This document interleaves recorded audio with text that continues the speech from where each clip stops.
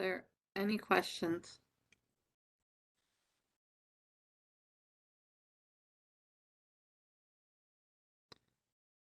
There's, I think, 5 people who haven't done the introduce yourself. So if you're one of them, if you want to stay at the end of the class and get it done, it only takes a minute.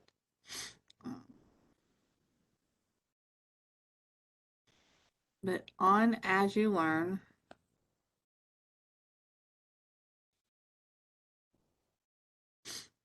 the take-home portion of the exam is up there.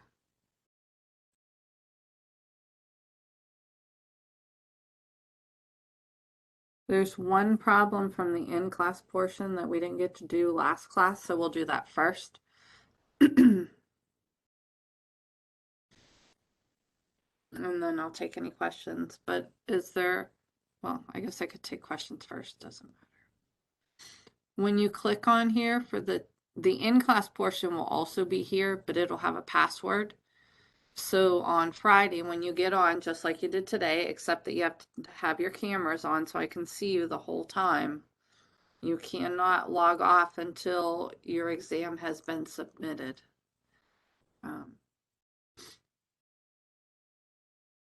It'll be right here with a password.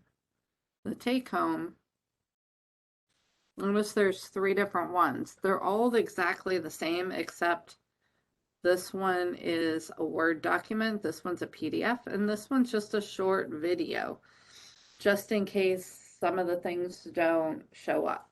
So when you open the exam, it should look like this, but sometimes charts don't show up. We haven't gotten into very many equations that use the equation editor, but sometimes those show up differently. But it's just a video I kind of just went through like that and just showed you it. You can hit pause and use the video. So whichever one works for you, but all 3 are the same.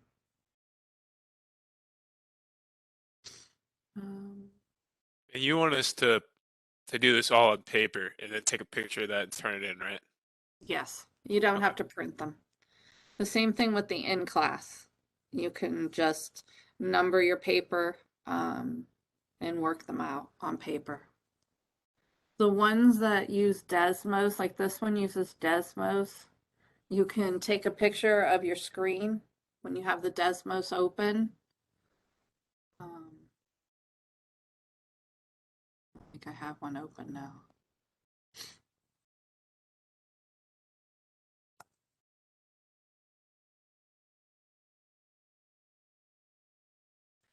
So if we looked at, they already have a scatter plot in here, so we'll use that.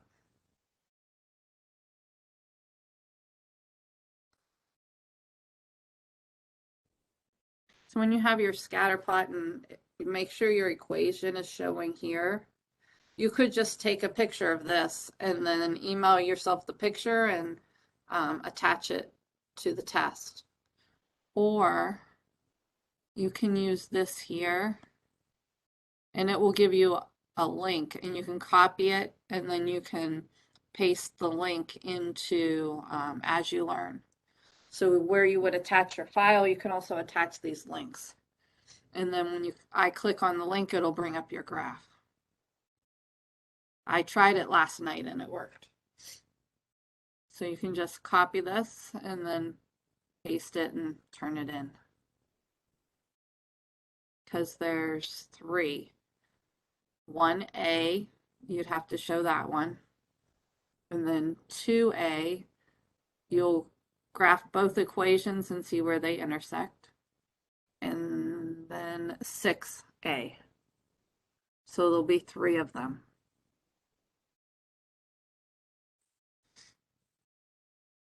Any questions on that?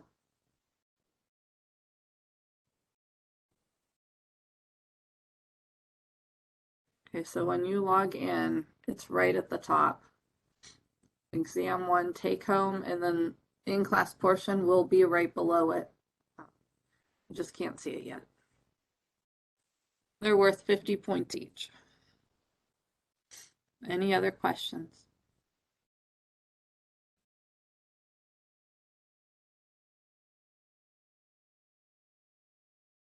Okay. the one in class problem, we did one of every single one except for this interest rate problem. There's one like this. This is number section 2.3, number 9.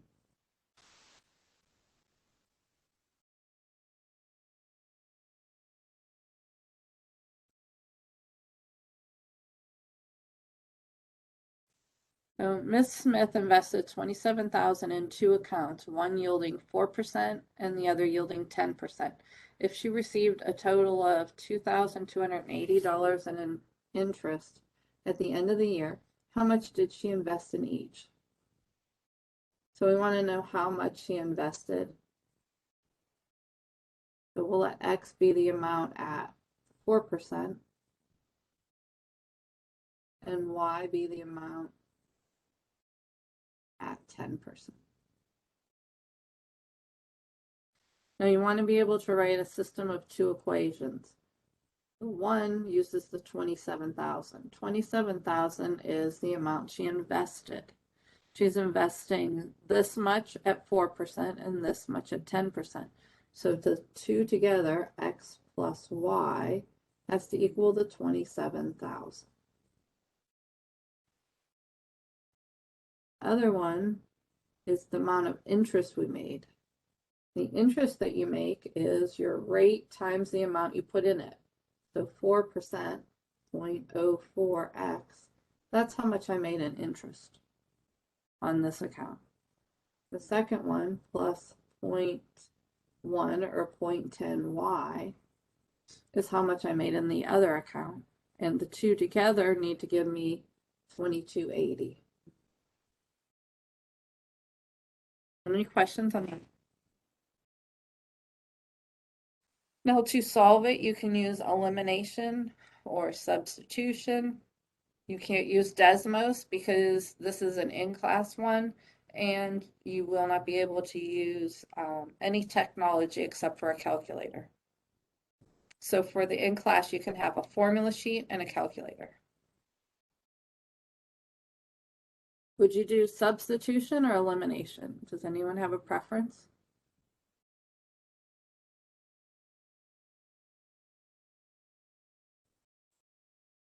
Substitution. Substitution, okay.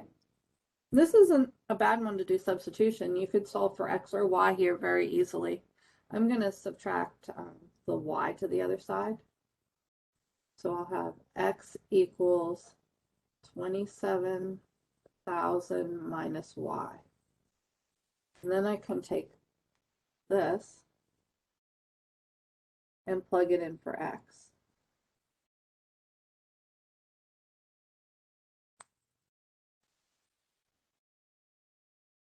So we have 0.04 times 27,000 minus Y plus the 0.10 Y equals 2280. Any questions on that part?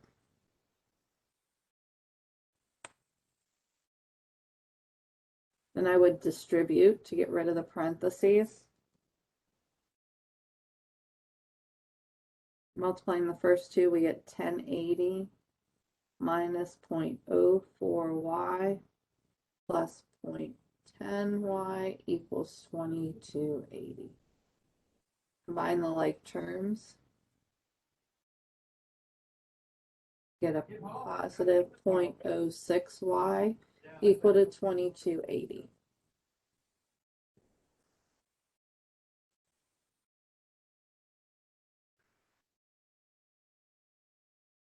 That's okay.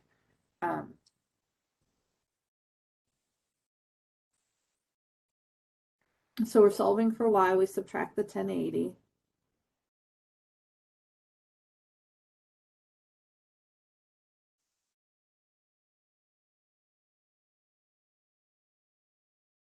And we get 1200. And then we subtract, or not subtract, divide by the 0.06.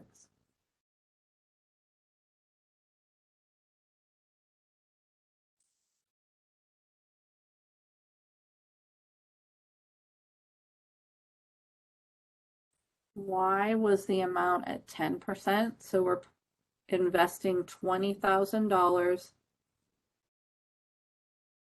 at 10%.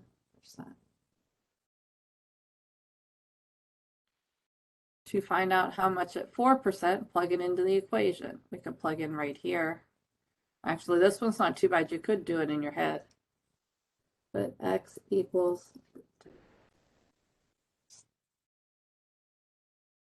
27,000 minus y, which we found to be 20,000, which gives us $7,000.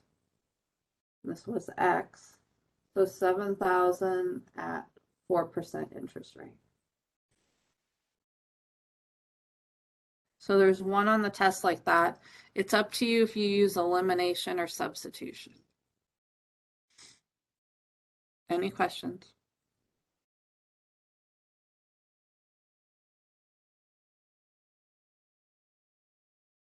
Did start recording, didn't I? Yeah.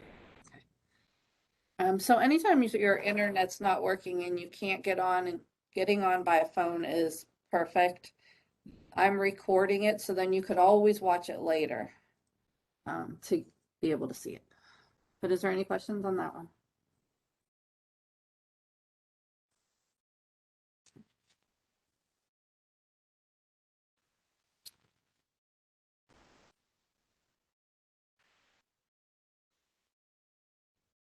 This is your test.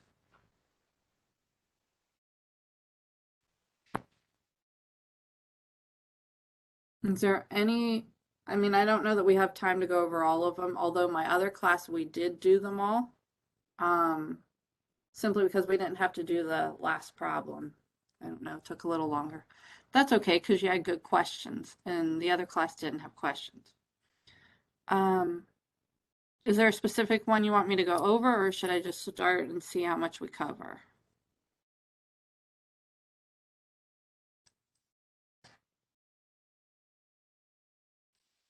Can you do that first one? Mm-hmm. I mean, I won't do this exact one, but I'll do one just like it. Yeah, okay, I got you. And when you're doing these, if you have questions on any of them, send me a picture and I'll let you know if you're on the right track. So 5 and 7.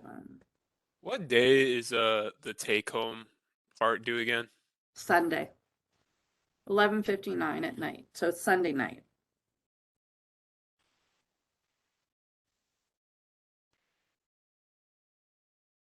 So for the scatter plot, I chose this one that way, then you're practicing with years. This one, the table shows expenditures for healthcare in billions of dollars, so this is in billions. And they selected 1995 to 2020. X is the number of years after 1990. So when you go to plug them in, you need to make sure you're able to convert. So in this one, we'd need to subtract 1990 from each of these. So our X's are 5, 10, 15, 20, 25, and 30. Now the one on the test,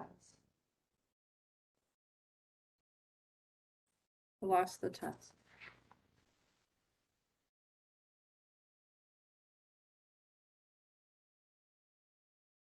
Is just, you don't have to convert it, but there's other problems on the in-class that you do, so I just wanted practice with it.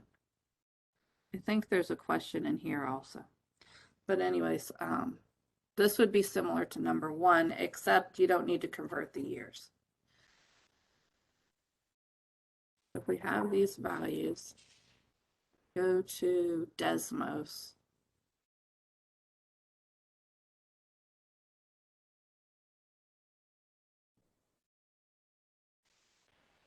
I'm reopening it because sometimes when I go into the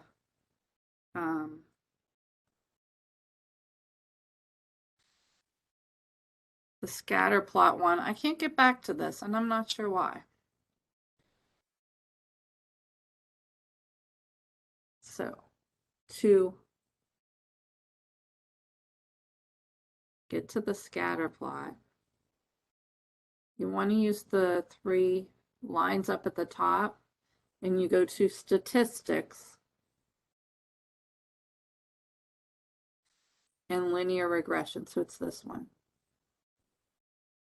And then you click on here, and then we'll type all our numbers in.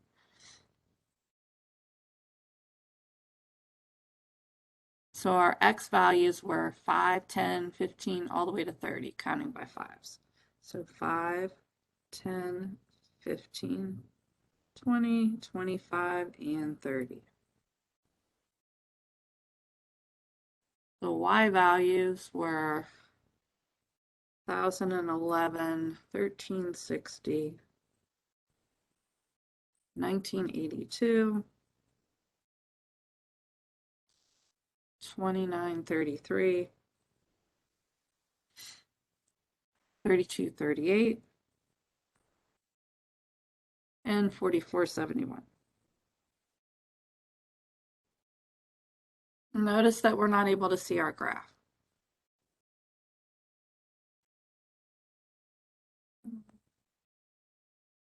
Well, what you need to do then is convert your units.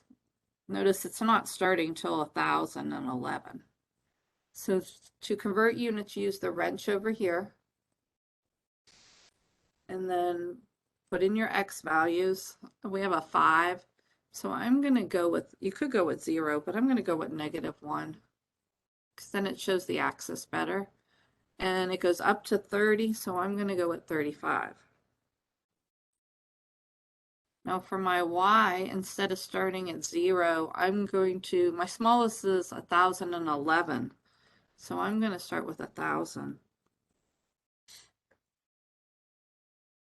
And then my Y, we're going up to 4,471. So I'm going to go 4,500.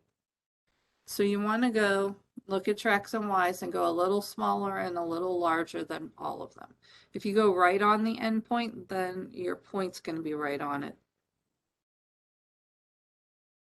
Then to exit, you can hit the little wrench and there's your graph.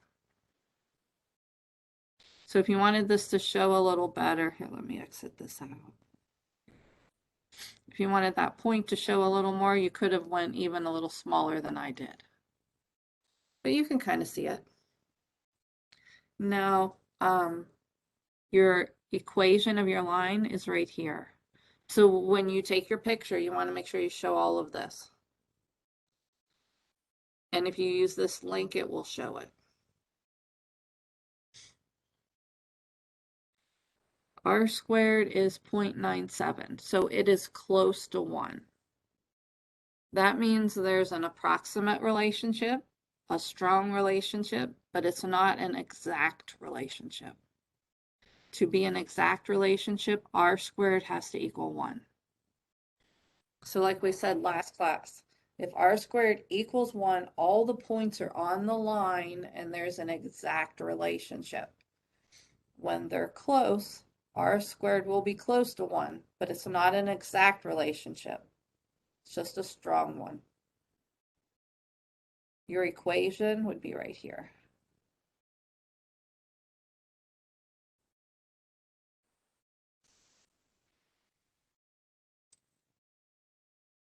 Any questions on that part?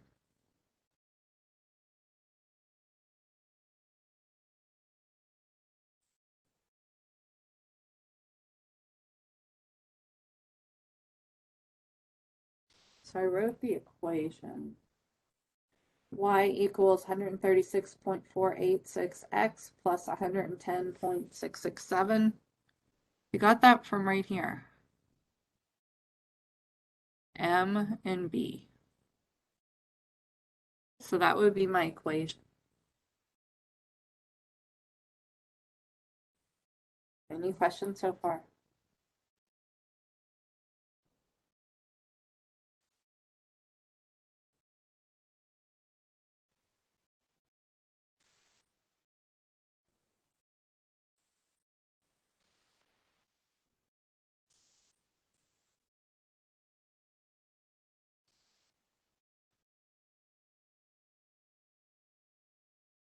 And this is from section 2.2.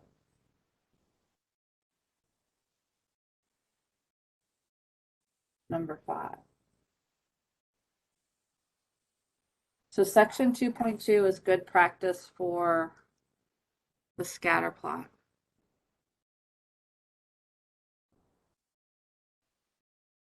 So we have our equation.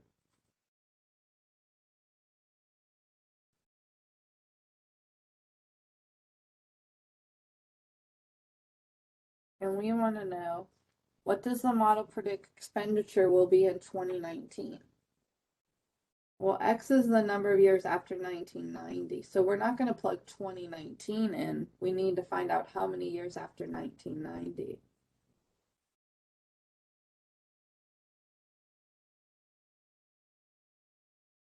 So we have to subtract 1990.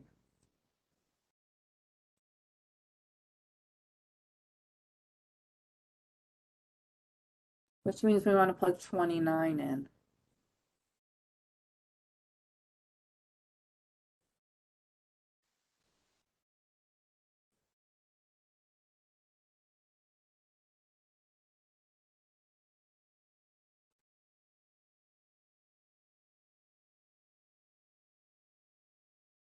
And we plug that in, we get $4,068.761 billion in expenditures. Any questions on that?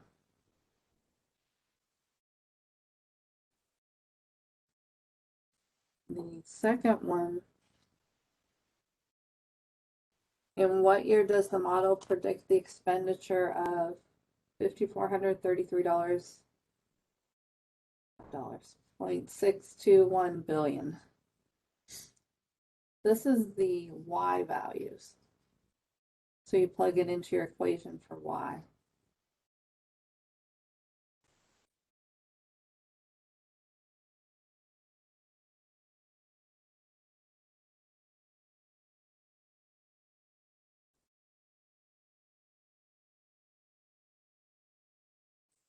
And then you solve for X. We'll subtract this to the other side.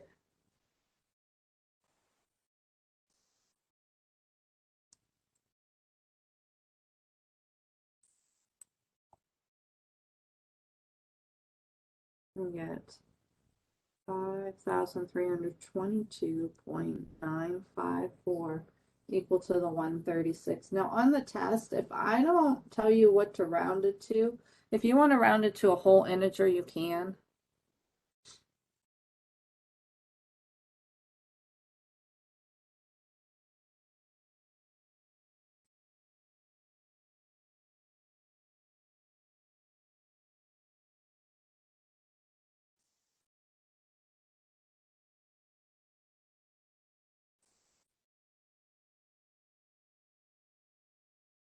And you get 39. Now, if you round it to whole integers, you're not going to get a whole integer here, so you'll have to round it. You get 39.0 something. No, this isn't the year, it's the number of years after 1990. So to find the year, we need to add 1990 back on. And we'll get 2029.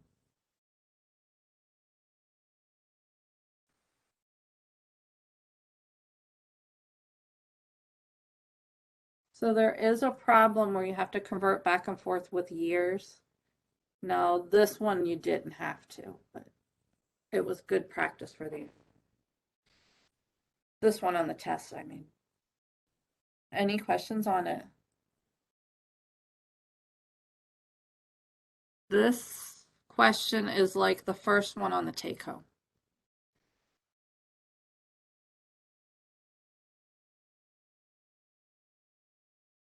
The in-class questions are like all the problems we did yesterday and the first one we did today.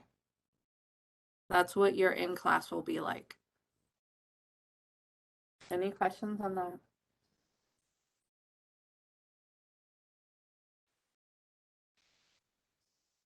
This is your take home, and it's like this first one.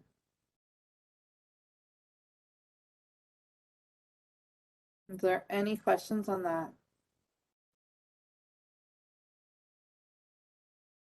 Is there any questions on explaining the slope and the y-intercept?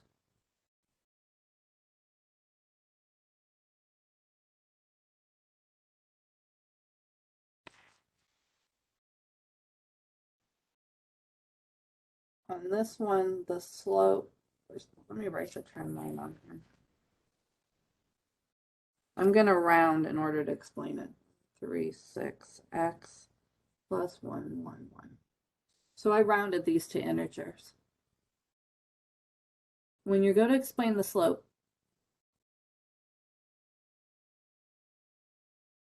slope is attached to your variable, so it's the 136.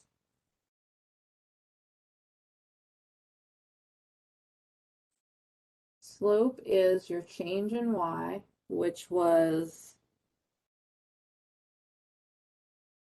expenditure in billions. And then your change in x, which was years after 1990. Each additional year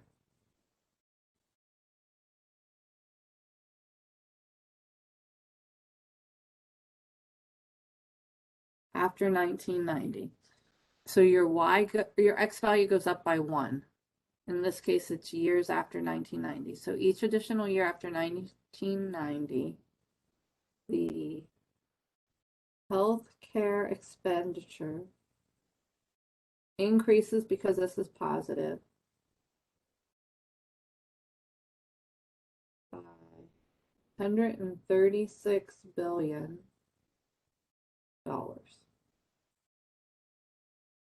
So your x goes up by 1 unit, whatever it is, and then y goes up or down, depending on positive or negative, by that amount. Any questions on that?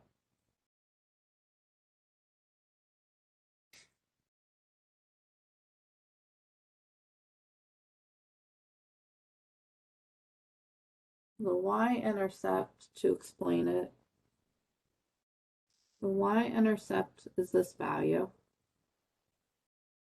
and it's when x is 0. X is the number of years after 1990. So 0 years after 1990 would be in 1990.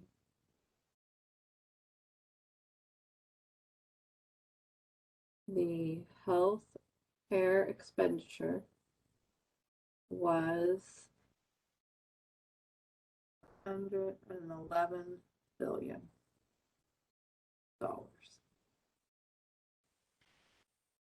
So y-intercept is when whatever x is 0.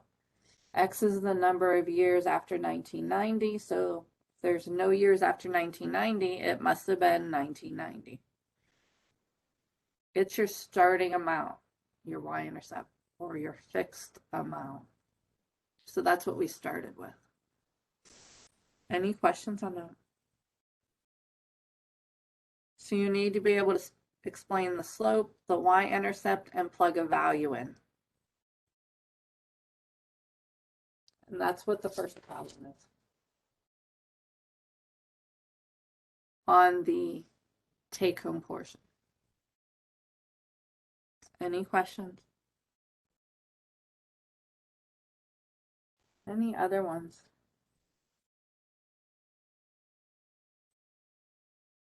Are you okay with average rate of change and difference quotient for 3?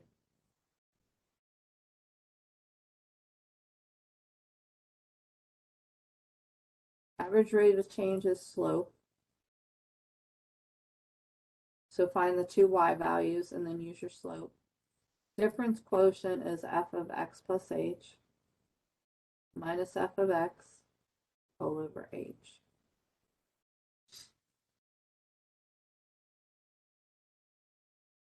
Any questions on those?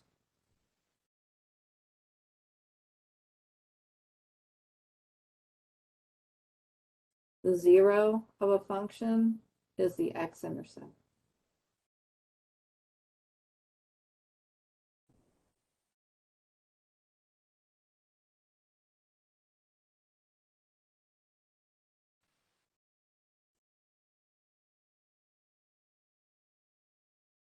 Well, we talked about this with the other one.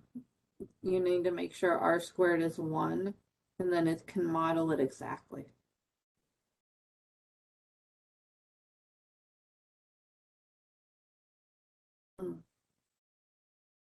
So discrete and continuous, does everyone know the difference between discrete and continuous? If you go into the grocery store, you can count the number of registers. That would be discrete because you're not going to have half of a register. They're whole numbers, you're counting them. So if you can count them, no fractions, no decimals, it's discrete. If you talk about the amount of time you waited in line, that would be continuous because it can be fractions and decimals. You waited in line half hour, you waited in line 1.2 minutes. So the time is continuous. So no matter what, if there's like a decimal, it can't be discrete. Correct. All right.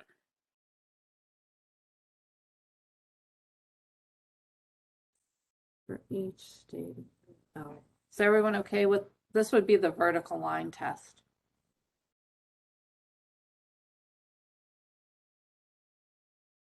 Does everyone know what a parabola looks like? I guess you could Google it. A parabola, it looks like a U.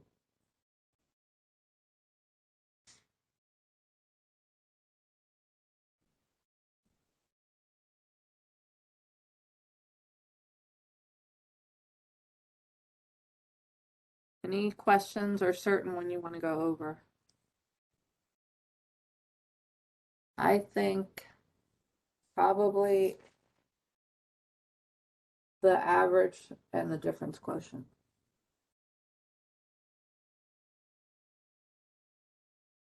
I think this one takes care of number 6 also.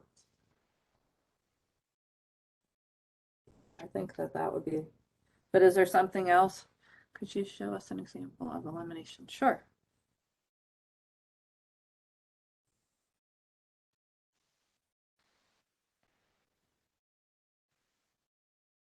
If we look at this problem, and if we do it using elimination,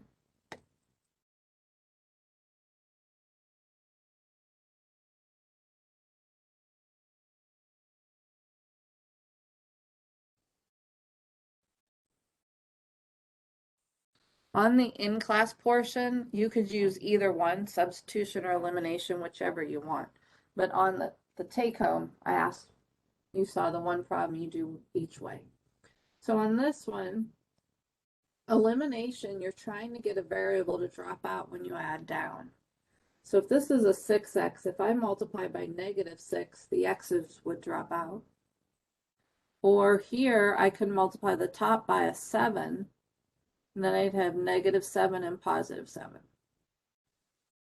Each one works. I would probably multiply by the 7, and then I didn't need to worry about changing all these signs. So I would multiply my top one by 7. But you want to multiply one or the other so that a variable drops out.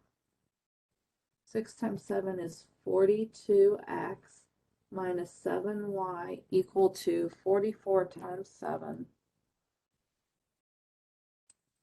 is 308.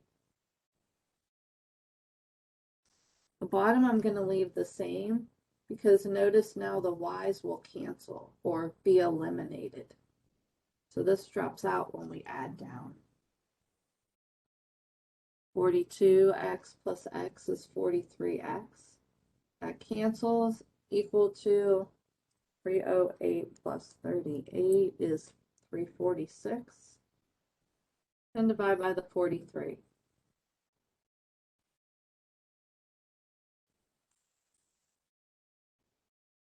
Okay, I did something wrong. 42. 7 times. You were supposed to put a 36 instead of a 38.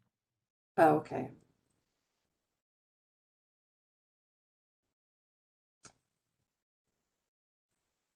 Sorry about that. Like, I know this is an integer.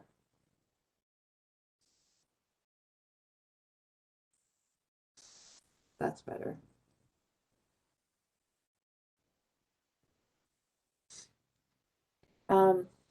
When you're doing these, I would graph first and find the answer, and then when you do your answers, they need to match up. If they're not the same, you know you did something wrong.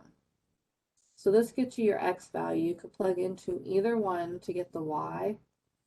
I'd probably use this one. 6x minus y equals 44. Plugging in. 6 times 8, 48 minus y equals 44. Subtract the 48.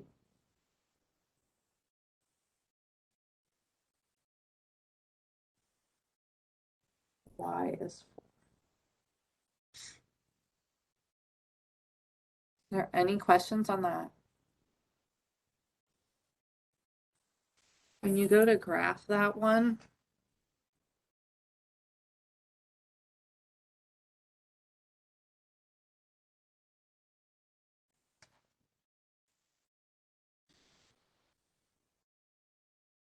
you want to use this part. You don't want to use where the scatter plot was. And then you just type the equation. So it was 6x minus y. 6x minus y equals 44. Enter. And then x plus 7y equals 36. Then we just click where they intersect. And there's our answer.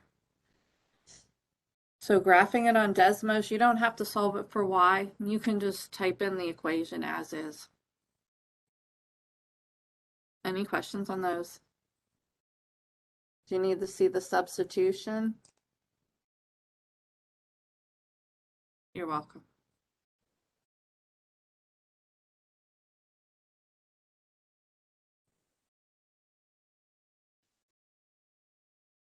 I think the one that I see the most problems on is this one.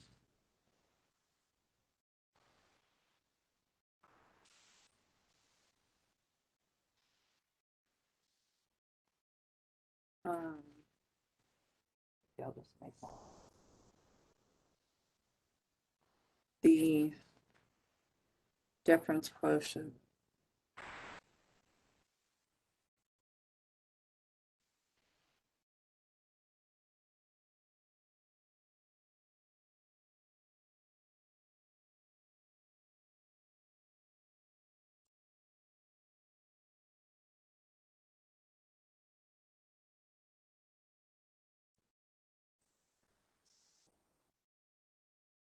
It is almost the same. 2x squared minus 5. We'll do that. Okay.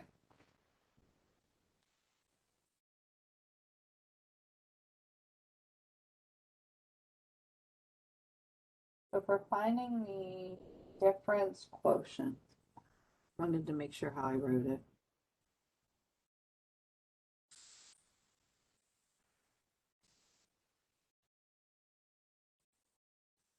It's f of x plus h minus f of x all over h.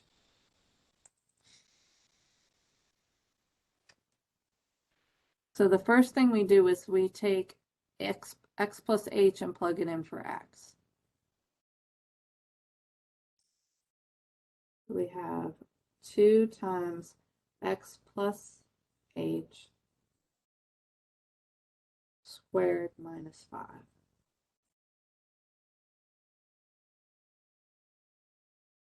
This is the first part. We took x plus h and plugged it in for x. Then we want to subtract the original function. So minus the original, 2x squared minus 5. All over h. Any questions? Now you need to simplify until this h cancels.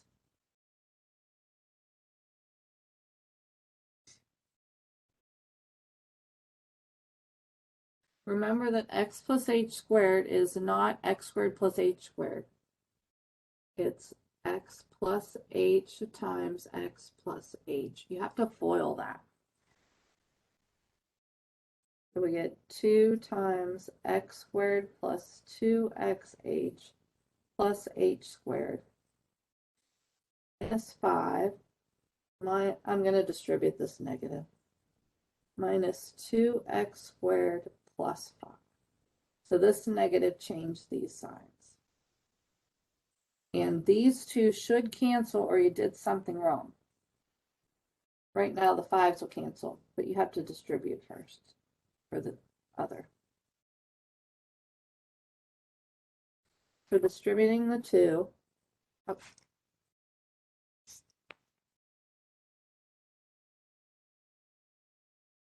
You get 2x squared plus 4xh plus 2h squared minus 5 minus 2x squared plus 5 all over h. The terms in the top, once you cancel, there should only be the terms with the h's in them left. So the 2x squared cancels with the negative 2x squared, the negative 5 and the positive 5, which leaves 4xh plus 2h squared all over h. Factor in h out.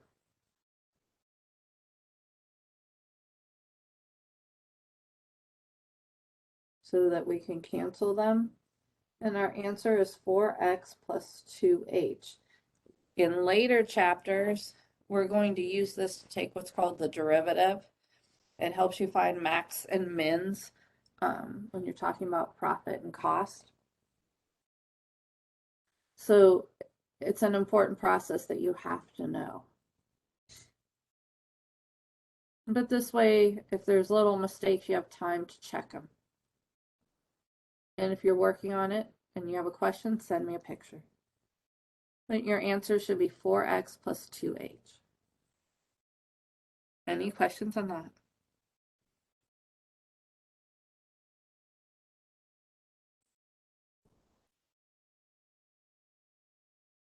Any other ones that you might have questions on? How about average rate of change?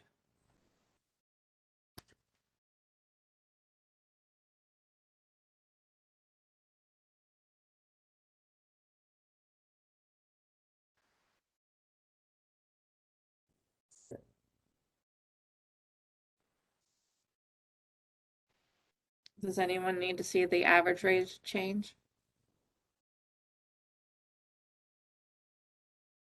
Isn't it just a slope? Yeah. I think the one, if we have y equals x squared and we find the average rate,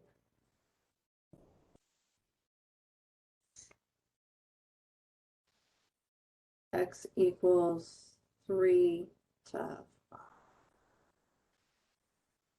Then you need to find your y value first, and then you just use your slope. Y is x squared, so y equals 3 squared or 9. And y equals 5 squared or 25. And then just use your slope. 25 minus 9 over 5 minus 3.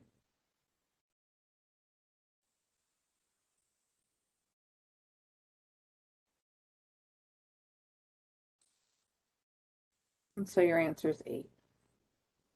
So these two are similar to number 3. Average rate of change and difference quotient. So those two are like number 3. The other thing I can think of is remembering this to help you remember what the lines are, because a lot of the problems in that take home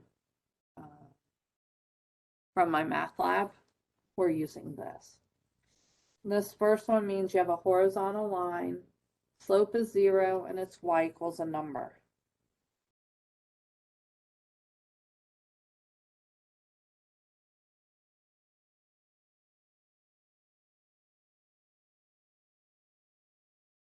You have or an equation y equals a negative 17.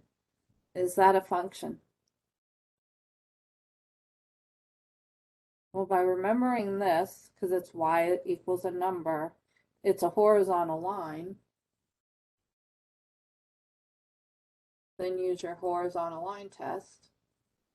It only hits at one point, so yes, it's a function.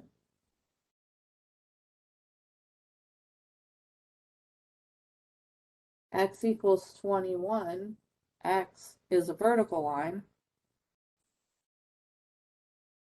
If we have a vertical line and we use a vertical line test, it's going to hit every single point. So it's not a function, and its slope is undefined. So there are a few questions that ask and comes up a couple times. Definitely comes up on number 8. Remember if I asked the function anywhere else. I don't see it.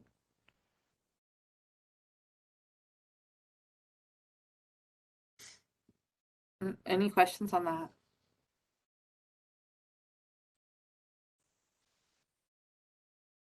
Any other ones?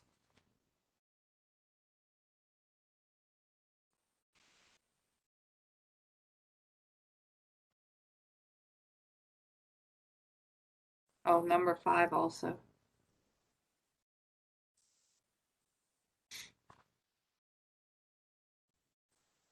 So 8 and 5 use this.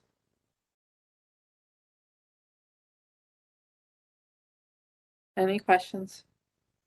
These two are number 3. This is on the take home.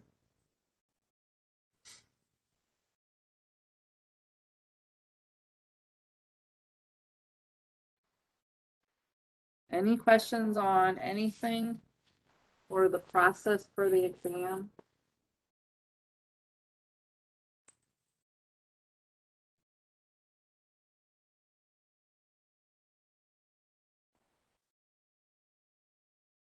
So on Friday, you'll come on and then there'll be a screen that kind of states some of the rules. And then it'll give you the password to get in the exam. You'll bring the exam up.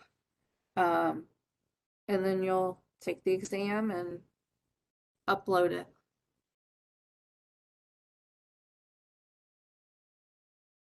Any questions? Make sure you do the attendance for Monday and Wednesday. And if for some reason you need to miss the exam, I need to know ahead of time. And it has to be a good excuse. It can't be, I just don't want to take it Friday. Any questions? Okay. I'm supposed to get a huge ice storm on Thursday. Hopefully, I have internet on Friday. If I don't, I will email you and let you know. But hopefully, everything should be fine on Friday. If you need to do the introduce yourself, stay on the line. If you don't, I will see you. Oh, you know what else? I went over all of the problems in my other class.